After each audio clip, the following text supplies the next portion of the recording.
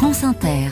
L'heure des chroniques littorales, 4 minutes quotidiennes sur le monde marin avec vous, José-Emmanuel Lamarque. Bonjour. Bonjour Mathilde Munoz. Vous nous parlez de plongée comme hier, mais cette fois avec un très beau livre. À l'occasion du Salon de la plongée qui ouvre ses portes demain à la porte de Versailles, à Paris, jusqu'à dimanche prochain, le 14. Voici un livre collectif sur les plus beaux spots de plongée de la planète. Il a pour titre « Plongée autour du monde ». Et c'est Anne Rioux, journaliste et grande plongeuse, qui est venue présenter cet ouvrage. Anne Rioux, on va découvrir vos plongées à travers la planète. On commence par les cenotes dos Ojos et Chacmoul. Alors, où sommes-nous ? Au Mexique. Ce sont des trous d'eau, des espèces de grottes effondrées dans lesquelles il y a de l'eau douce. Et ce sont des sites historiques mayas dans lesquels maintenant on peut plonger dans une eau absolument cristalline et c'est une expérience exceptionnelle. Quelle profondeur ? Ça n'est pas profond du tout, ça peut être peut-être 10 mètres, 15 mètres. On peut même y aller en masque, un masque et un tuba. C'est très facile d'accès. On voit toujours la lumière, on voit toujours la surface. Ah oui. Et l'eau est cristalline. Vous avez l'impression de voler dans une grotte avec des stalactites et des stalagmites. Il y a très peu de poissons. Il y a des jeux de lumière magnifiques parce que le soleil rentre toujours d'une façon ou d'une autre. Et vous vous baladez en plus dans la préhistoire parce que vous savez qu'il faut des milliers d'années pour faire les stalactites et les stalagmites. Vous plongez bouteille ou vous plongez tuba ? Alors, moi, personnellement, c'est bouteille, parce que je suis une feignante, et l'apnée, moi, ça me fatigue, donc j'ai envie de rester longtemps sous l'eau. Oui. Mais beaucoup de sites dans ce livre sont accessibles aux gens simplement avec un masque et un tuba. Le grand trou bleu du Belize, tout ça, ce sont vos spots à vous qu'on retrouve dans l'ouvrage. Oui, je ne suis pas la seule, je vous rappelle. Non, il n'y a pas que vous êtes très nombreux. Nous sommes sur la mer des Caraïbes. Oui, c'est tout petit pays anglophone qui est coincé entre le Mexique et le Honduras.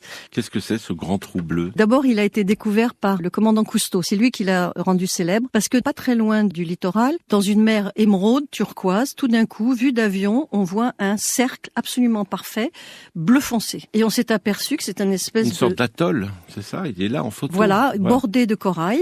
Et à l'intérieur, vous avez une mer qui est bleu marine. Pourquoi bleu marine ? Parce que en fait, c'est un espèce de tunnel qui descend très très très profond, à 100 ou 200 mètres. Et donc, l'eau est bleu marine. On se dit, qu'est-ce qu'il y a là-dedans ? Donc, ça attire des plongeurs du monde entier. Et qu'y a-t-il dedans ? Vous voulez savoir vraiment ? Honnêtement, rien. Mais le conseil que vous donnez, parce qu'il y a toujours un petit conseil, le spot en bref, le conseil que vous donnez, c'est penser à prendre une lampe. En fait, l'idée du livre, c'est d'emmener les gens qui ne sont pas plongeurs par la main et de leur expliquer ce qu'on voit sous l'eau. Parce que c'est souvent très beau. Maintenant, la passe sud de Fakarava. Nous sommes dans l'océan Pacifique Sud, nous sommes dans les Tuamotu. On voit une photo avec un atoll. En dessous de la photo, on voit des requins. Oui, alors Fakarava, vous avez la bande de corail, vous avez le côté émeraude, vous avez le côté bleu marine. C'est un dégradé de vert et de bleu, mais c'est magique. Et quand vous allez dans la passe sud, quand le corail se déchire et laisse entrer l'eau de mer, c'est là qu'il y a le plus de poissons. Et là, il se trouve que je suis arrivée cette semaine-là où il y avait la reproduction des mérous. Ça a lieu 1 heure par an. Et vous avez des milliers de mérous qui sont tapis dans une toute petite passe. Et c'est le garde-manger des requins de la région qui sont au courant. Donc, il y a à la fois, vous pouvez rencontrer ces mérous à une période de l'année, c'est le mois de juin en général. Il reste 1 mois et vous avez tous les prédateurs qui sont là. Donc, je raconte la rencontre avec les mérous, ce qui est déjà exceptionnel, mais il y a aussi des plongées de nuit où là, on a dénombré 700 requins dans la passe, qui se régalent toute la nuit et ils mangent tout ce qu'ils peuvent. Les requins en Polynésie particulièrement, je veux le signaler, sont absolument inoffensifs.